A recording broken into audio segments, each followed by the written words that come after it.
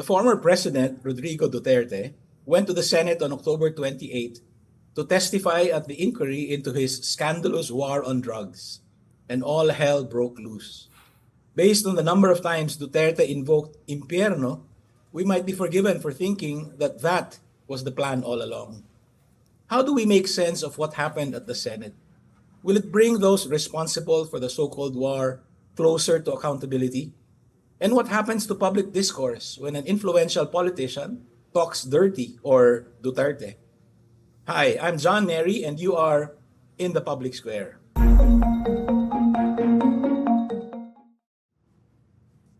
I am unfortunately under the weather, so I am on Zoom, but joining us today are stalwarts in the human rights field. Attorney Chel Diokno is with the Bayan Party List Group, is chair of the Free Legal Assistance Group, and himself testified in the Senate. Attorney Neri Colmenares is chair of the Bayan Muna Party List Group, served in Congress for 9 years, and is a lifelong activist. Caloy Conde was a senior journalist reporting for the Washington Post and the New York Times, among other titles, and is senior researcher for the Philippines for Human Rights Watch. Welcome back, Dean Chel, Kong Nery, Bay, Caloy. Thank you for joining us again in the public square. Hi, John. Thank you. Hello. Sure, John. Let me start with Dean Chel. You were at the Senate on Monday. What were you hoping to accomplish there? And did you even have misgivings going there? Well, I think I was able to accomplish what I had wanted, which was to really present a very comprehensive overview of where the war on drugs came from and how it was implemented.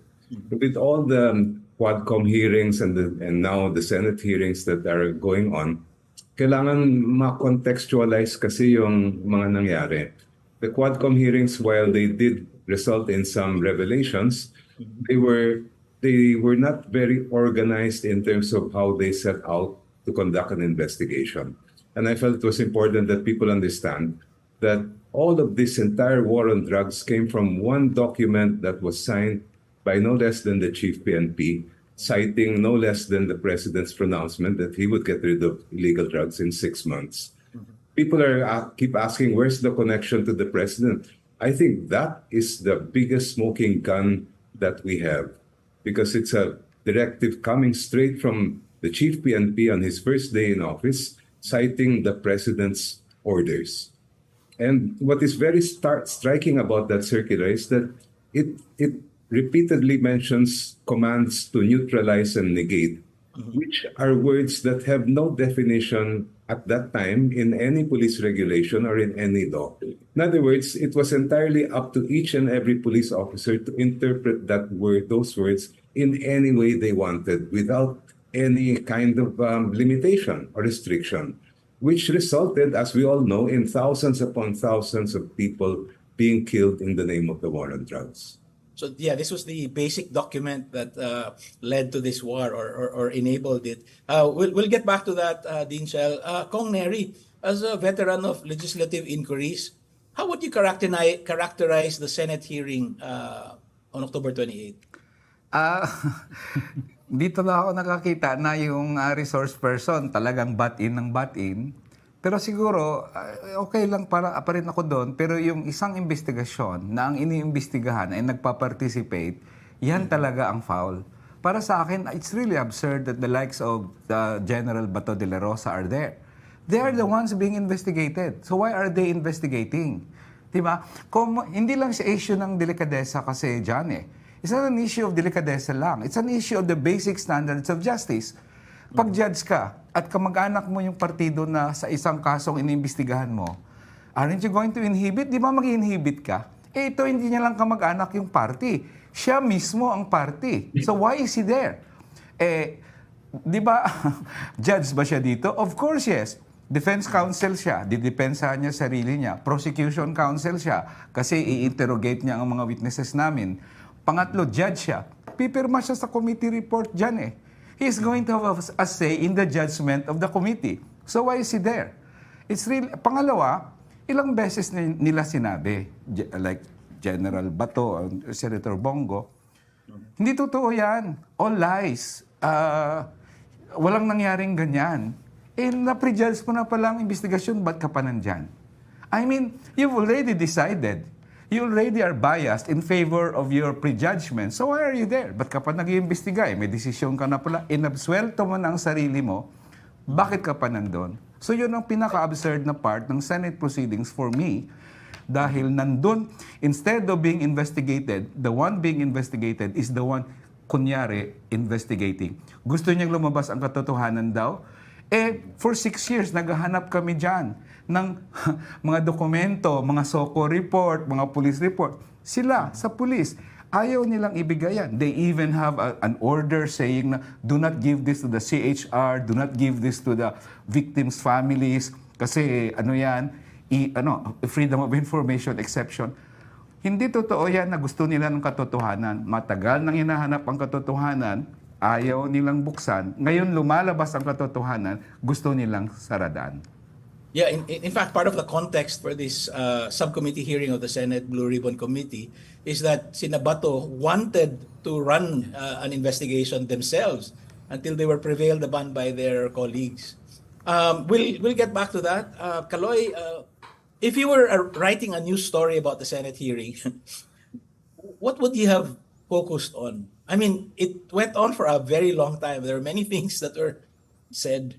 What was the most newsworthy, do you think? I think the most news. It's easy to look at how the hearing was conducted as the kind of the newsworthy thing to watch in that hearing. But to me, I think the more important point would be to really see whether that hearing would amount to anything in terms of accountability.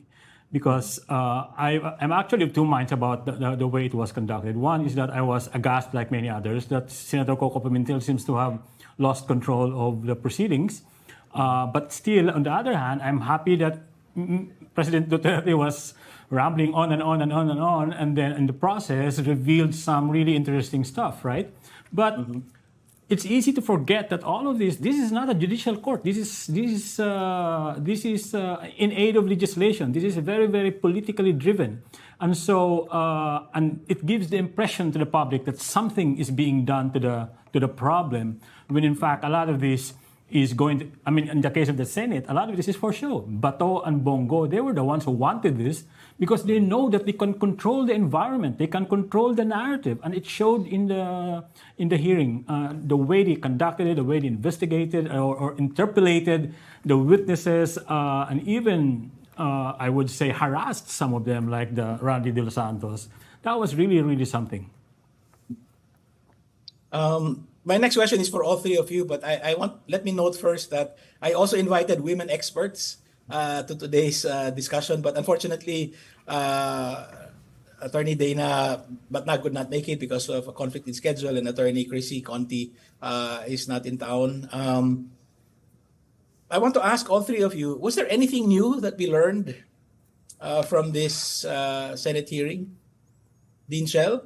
Yes, I think so. Number one was the revelation, the admission of Duterte that he had his own death squad composed of civilians that would go after the criminals.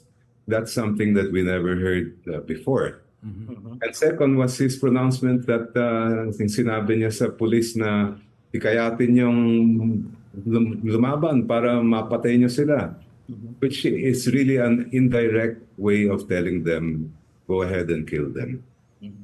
Kong Neri? Yeah, well, actually, yung pinaka-focus ko doon, of course, the death squads also, very telling talaga yon. Yung focus ko doon muna ngayon, yung sinabi niya na inorderan niya ang police to provoke the victims para lumaban. Anong ginawa noon? John, it completely destroyed the nanlaban narrative. Kasi hindi pala totoong nanlaban eh. Yun na yung sinasabi ng mga pamilya, noon pa man. Hindi nanlaban yung anak ko. Nakaluhod na, nagmamakaawa na, nagsumusuko na, binaril pa nila. So that's the first thing he destroyed, the nanlaban narrative. Second, let's go legal here. He practically erased the possibility or deleted the possibility na gamitin ng mga pulis yung self-defense. Bakit? There are three elements sa self-defense. Let's point on the two lang muna. First, sa self-defense, there must be an unlawful aggression on the part of the victim, yung inuhuli mo. Unlawful aggression. Pangalawa, there must be sufficient provocation there was no there is lack of sufficient provocation on the part of the police. Eh, dahil sinabi niyang inudyukan, so wala palang unlawful aggression yung biktima. Kasi udyukan mo pa eh. Kung may unlawful aggression, hindi mo na nga kailang udyukan eh. Pangalawa, meron palang sufficient provocation on the part of the police. So yung nangyari na self-defense claim ng mga pulis ngayon, baliwala na yan, pinagkanulo pa ni Duterte ang mga kapulisan niya by practically taking out the defense of self-defense sa kanila. Second dyan, sabi niya, I take full legal responsibility sa lahat na nangyari. Huwag niyong galawin yung mga pulis ko. Ako ang responsable. Diyan, drama yon, pampapogi yon. If he is a good lawyer, he knows that unlawful orders is not a defense under Philippine laws. Pwede bang sabihin ng mga pulis, utos sa amin, unlawful order eh. Inutusan kang pumatay eh. Kahit na kiniklaim ni Duterte na siya ang fully responsible, sangkot pa rin ang mga pulis. Hindi sila maabsuelto merely because Duterte said, I take full responsibility.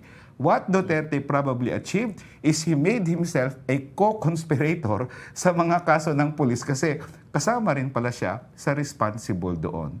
So those are the two, kumbaga, major revelations na nakita natin doon sa Senado, doon sa mga sinabi ni Duterte, from a legal point of view. Caloy, anything new?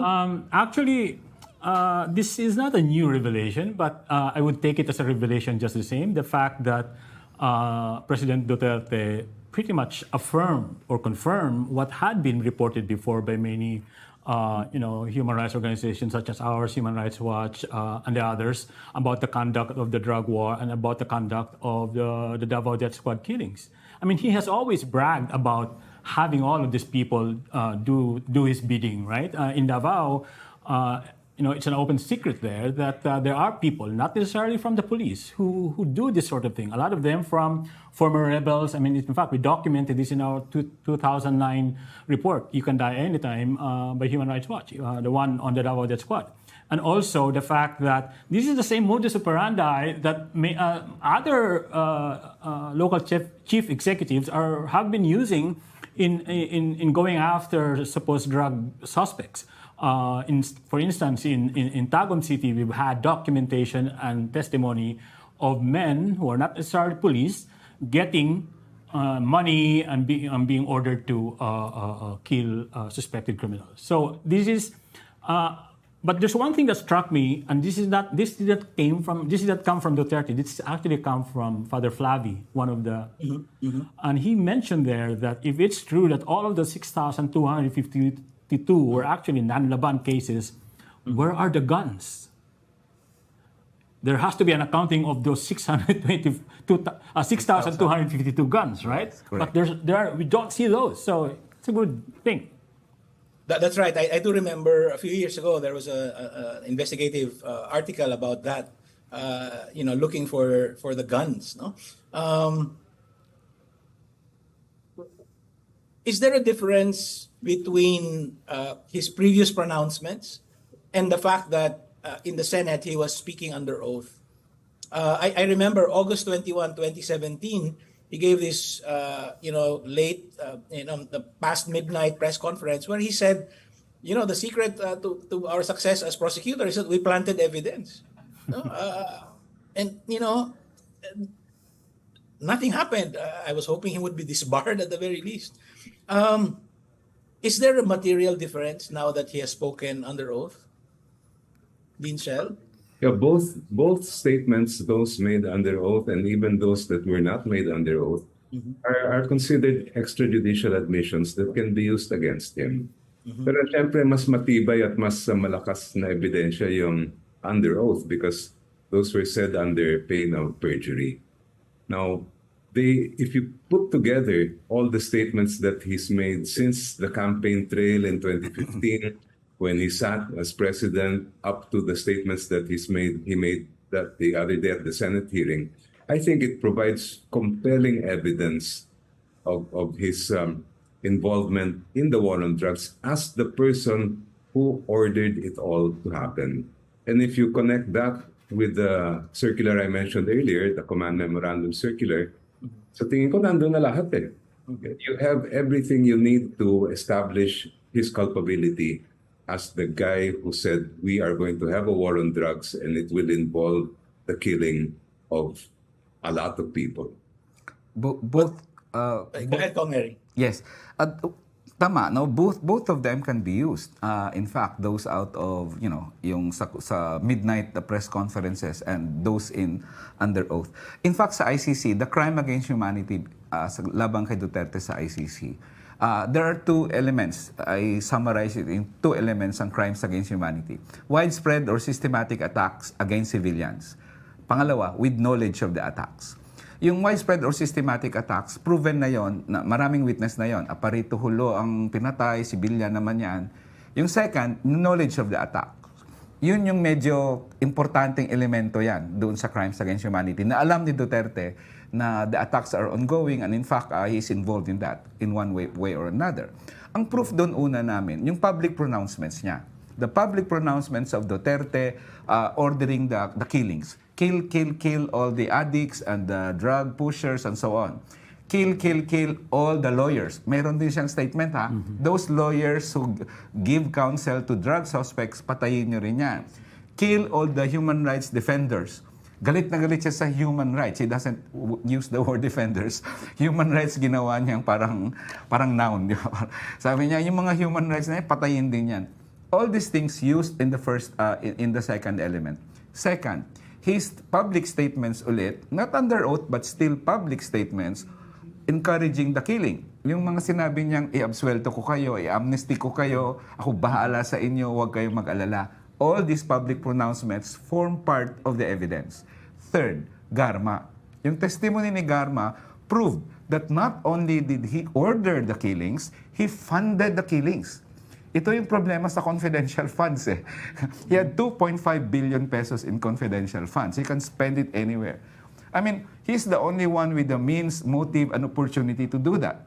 Sino ba naman ang magsispend ng hundreds of millions of pesos para pang sa mga droga, di ba? So that's the third evidence doon sa element. Now we go to the fourth. The fourth is yung testimony niya sa Senate wherein he testified under oath. Bahagi ba yan ng knowledge of the attack? Yes. It forms part of the second most important element that Duterte did not only know of the attacks, but he ordered it, and he funded it, and he encouraged it. At ang pinakamasama dyan, he's never remorseful about it. Wala talagang pagsisisi na hindi ako nagtagumpay, etc. Wala talaga. And if maulit yung panahon, I'm sure he's going to do it again, except probably in more relentlessly than what he did before. He actually said that. Yeah, he did in Sona. Yes. Yeah. Caloy, I thought that my first takeaway from the first few hours of the hearing was that for the first time ever, former President Duterte was reading a speech word for word. But it turns out that after reading siguro the first 2 pages, Adlib. he started ad-libbing already. So parang my sense was that he felt he was already at ease. Caloy, I'd like to ask you, what do you think was President Duterte's objective in going to the Senate and in saying all these things? Well, one thing is that he only went there because he knew he can control the environment. That's right. I mean, with Bato, with Bongo, and even Robin Padilla, and even the other senators there who practically didn't say anything except Senator Risa Ontiveros, God bless her. But I think Mr. Duterte had the objective of turning this proceeding into a platform not just to defend himself, but also to communicate to the public that this is something that needed to be done, not necessarily by him, but even by the police and even those who will succeed him or become president one day, probably his daughter Sara in 2028, who knows. But the thing that came out to me after all he said, when he was saying stuff like, akong bahala sa inyo mga police, I will protect you, it was like him telling them again that it's not wrong to kill, you did the right thing, and please do it again. This country is still in deep trouble. Crime is down. Everything is really bad. We need you. So it's more. I think it's more than just ingratiating himself to the police. This is him trying to cajole the police to do his bidding again, because he knows, he realizes that their back is on the wall. They're being investigated in Congress, and I don't think anybody can at this point dispute the fact that the police institution itself, not just individual members of the police force, are right now on the defensive because they are very, very culpable here. And that's what he was trying to address, not just to exculpate himself, not just to make him sound like guilty, because frankly, I don't think he cares anymore if he's found guilty. I think he's ready for whatever. All he cares right now to do is that his children, his family will perpetuate themselves in power, and they will need all the backing that they can have from the law enforcement groups that love him so much. Kong Neri, so is this Senate inquiry really just an attempt on the part of the Duterte allies to outflank what's happening in the House? Yes. It has a short-term political objective. Yes. For me, yun talaga ang main reason, John. They just wanted a playground for President Duterte to play. Ang problema lang nila, talagang madaldal si President Duterte. And I think he's lost the legal, kasi, na he blurts out things na legally, hindi dapat sasabihin. Pero yan kasi ang katotohanan eh. That's why he blurts it out eh.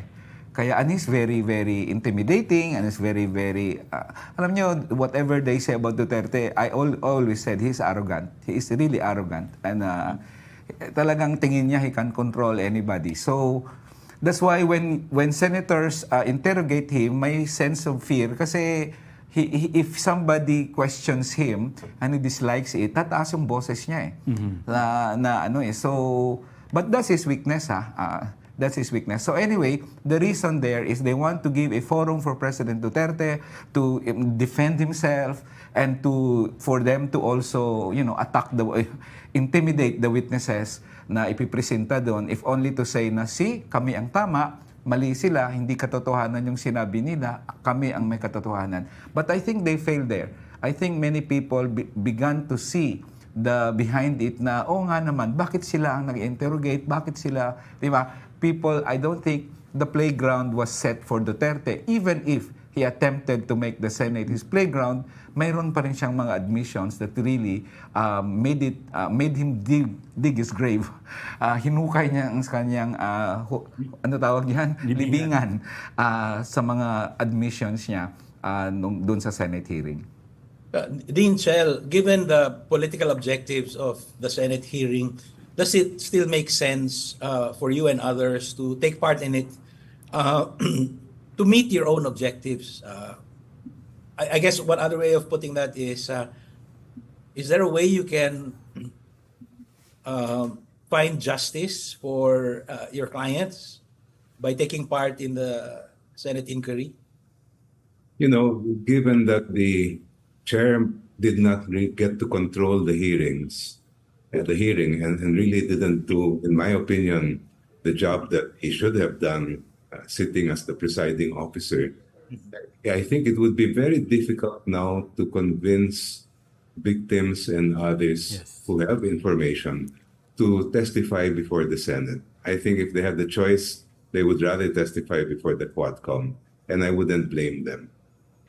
Considering the way that not only De La Rosa spoke and conducted himself, but even Estrada, wala eh. Ang hirap mong hindi ka makakapagsalita. Kahit gusto mo pa magsalita, they will interrupt you. They will, sisirahin ka niyan. What I really felt was foul was yung ginawa ni De La Rosa sa uncle ni Kian na sinabi niya, tatay ni Kian, gumagamit ng drugs yan dahil sa itsura. Ano ba yan? PNP chief ka, alam mo yung kailangan ebidensya and you will say that. Tapos yung ginawa naman ni Estrada kay Sen Laila na, nasa iyo naman yung buong kapangyarihan ng DOJ secretary ka. Yung ganon ba? Which really destroyed any chance that the Senate could conduct a worthy and an effective investigation. Susugan ko lang dyan, if I may, that one, Yes, please. that point. And I think it's damaging to the institution of the Senate and even to the Congress if we take into account the fact that, I mean, the Congress is not just there to, in aid of legislation. Hindi naman yung function nila yun. They're there exercising their institutional democratic responsibility for oversight. And that's one thing that they do. And by conducting the Senate hearing like this, they're actually damaging, the Senate, the institution's, I would say, credibility, such as it is. Ang sama na nga ng panahon, ang sama na nga ngayon ng sitwasyon where victims of human rights are having a hard time seeking justice, seeking redress. And then dadagdagan pa ng mga ganitong hindi maayos na pagpapalakad sa Senado. Now, even if we admit that merong magandang nangyayari sa Senate, I think the least that we can do right now is to really manage our expectations sa kanila. I don't think it's a good idea to totally disengage from the Senate because as we see, marami tamang talagang lumalabas, but we really need to manage our expectations. And so always keep in mind the political context of this. And in fact, somebody posted on Facebook, I think it was Inday Espina Varona, who said, set aside the Senate for now, but this is going to be a test of the Quadcom kung talagang seryoso sila dito. Kasi the Senate hearing right now showed what can happen if you misuse that privilege. Sa Senate Quad, it's now the burden of the Senate Quadcom to demonstrate that they're better. Ang ganda na sinabi mo, Caloy, in response to what Dean Chel said. I think, Dean Chel, you are absolutely right. No? I mean, the senators have revealed themselves. Nakakawalang di ba, tiwala. But at the same time, it might not be in our best interests as people to disengage fully, as Caloy said, to manage expectations. On this point, I want to bring in something that Father Flavi said at the Senate hearing, which I thought was very important. Kasi after he talked about the 312 families that he's working with and so on, ang sabi ni Senator Bato de la Rosa, did you file any cases? His thinking was very legalistic, no? So, gusto mo ng hostisya for them, did you file any cases? So, ang ganda ng sinabi ni Father Flavi, there are other kinds of justice. Di ba? Helping them restart their lives and so on. I was wondering if we can talk about that. What other forms of justice can maybe we can wring out of the Senate hearing, no matter how politically partisan it gets? I'll start with Caloy this time and then go back Kong Nery and then Dean Chel.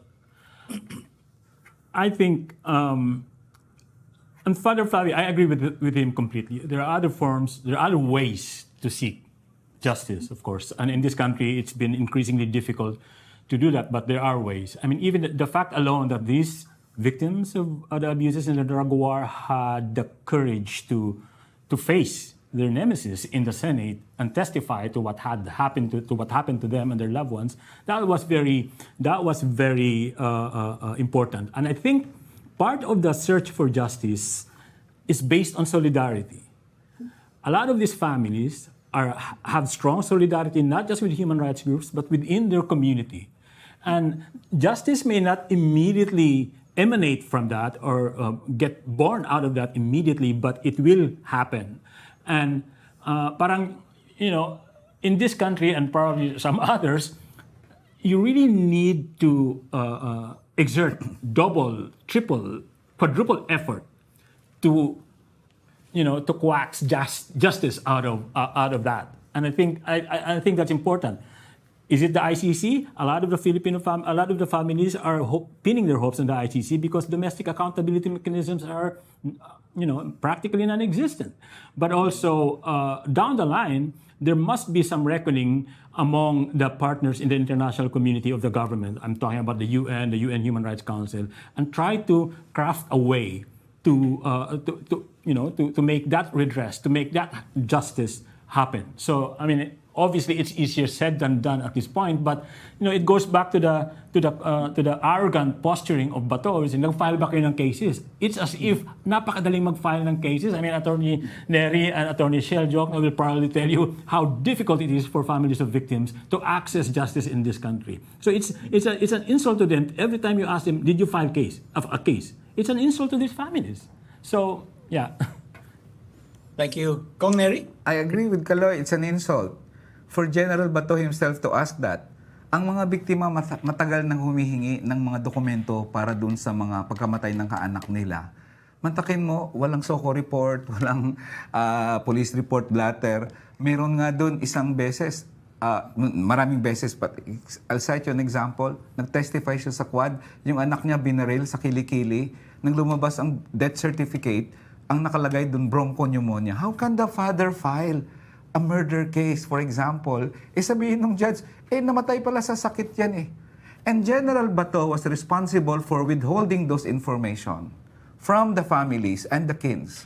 That's why, para sa akin, insulting yon. Nasabihin mo, do not lay the burden of filing the cases on the families. Matagal na nilang gustong gawin yon, hindi niya sila binigyan ng mga dokumento for them to use it. Pangalawa, nandyan na sa ICC yan. Nasa ICC na ngayon, mabilis ang ICC. If I'm not mistaken, they'll probably sue up the investigation now, and I really hope they will issue the warrant of arrest before the end of this year. Magsimula ka ng korte ngayon, baka na naman 7-8 taon yan. Duterte is very rich, he's very powerful, he can have so many lawyers with him. Right? So ngayon, kaya ba ng isang mahirap na nanay na mamasahe doon sa korte every hearing for 6 to 7 years? Difficult yan. Wala nga silang pera pang pamasahe. And, alam niyo naman ang justice system na sa atin dito, mabagal. Pork barrel cases, 2013, Napoles, strong evidence. Talagang maraming sangkot. 2024 na, John. It's what? Ilang years? Mahina ako sa math. But more than 10 years na. Di ba? More than 10 years na. May kaso pa pala. Marami pang na-acquit. So, hindi mo masisi ang mga pamilya ng biktima na walang tiwala sa justice system. And I'd like to cap this with a statement from a mother during the Quadcom hearings. Nandun kami sa Quadcom hearings right from the start. And we've heard the testimony. Sabi ng nanay nung tinanong siya ng isang kongresista, bakit hindi kayo nag-file ng kaso? Sabi niya, una po, kami ay mahirap lang. Pangalawa, hindi sa amin ang hustisya. So that practically sums up the plight of the victims. Sakit naman nun. Dean Chel? Well, I really admire what Father Flavi and his group and other groups have done for the families of the extrajudicial killings victims. Kailangan na kailangan talaga yon. But yung kulang ay sa tingin ko hindi ito may bibigay ng Senate hearing is actual accountability by the people responsible for those who were killed. And that should go all the way up to the former president. Yes. The big question now is, what are the government agencies who are supposed to prosecute and investigate him, what are they doing now? Are they going to file cases? Are they going to be serious in filing cases? Because it's only within their power, for example, to give protection to witnesses. It's going to be very difficult for witnesses to come forward if you cannot assure them of their security and safety, and even their financial ability to continue to provide for their families. Lahat ng mga bagay na yon, nasa kamay na ng pamahalaan yan. Pero hanggang ngayon, hindi talaga natin alam kung seryoso itong gobyerno in terms of getting justice for the victims. Mukhang pumapasok din yung mukha ng politika dyan eh. Yeah. That if ever they're doing anything, it's not because they want justice for the victims, but it's because they sense that the present administration wants to go after the Duterte camp. And if that is going to be their motivation, that means they're not going to do a good job of preparing the evidence, making sure the witnesses are briefed, and making sure that they have a watertight case. In this kind of litigation, you're going to need really a very strong preparation and presentation of evidence.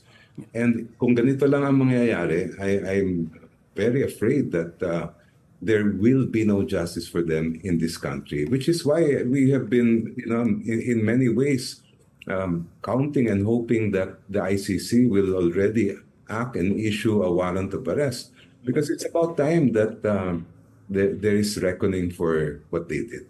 John, if I may, Yes, very go quickly, ahead, Caloy. very important point in raised ni Attorney Chel. In fact, let's demolish this argument once and for all that it is the burden, the duty of the victims to file cases. No, it's not. It is the police. It is the police's responsibility and duty to investigate, and then for the prosecutors to file cases, if I'm not mistaken. The problem is that a huge majority of all the thousands of these killings were uninvestigated. Let me cite you one example. The last report I did for Human Rights Watch, I interviewed about 52 victims, families. And I asked them, I was very conscious about asking them, each time, did the police or the authorities go back to you to ask you about what happened and then to file a report and get the narrative? None of them said yes. None of the police came back to them. That's just 52 in one period of interviews that I did. That's very telling. So every time they say na hindi kasi kayo nagfa-file ng case, that's a lot of BS. That's not how it should be. The duty is with the authorities to do that. Thank you. I have so many more questions. There's so much more to discuss. I wanted to talk about the transgressive language that the former president started using again. And I think Caloy knows this very well. Many journalists are still processing their PTSD. There is so much more to discuss, if only to process the trauma many of us felt when we heard Duterte say all sorts of BS again. But that is all the time we have. Thank you, Dean Chel Diokno, Kong Neri Colmenares, and by Caloy Conde of Human Rights Watch for helping make sense of all this dirty talk. Thank you again. Well, thank you. Thank It's been a you, pleasure. thank you, John. Thank you. And that's it for us today. The next step for engaged citizens, as always, is to take a more active part in our democracy. Download the Rappler Communities app to join the chat room of your choice. Thank you. This is John Nery. See you in the public square.